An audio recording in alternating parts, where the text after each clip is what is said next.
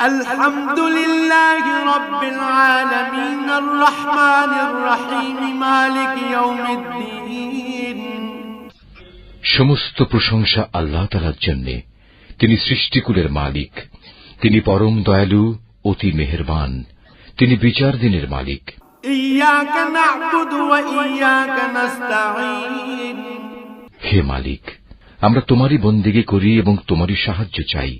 ইহদিনাস সিরাতাল মুস্তাকিম সিরাতাল্লাযীনা আন'আমতা আলাইহিম গায়রিল মাগদুবি আলাইহিম ওয়ালাদ-দাল্লিন।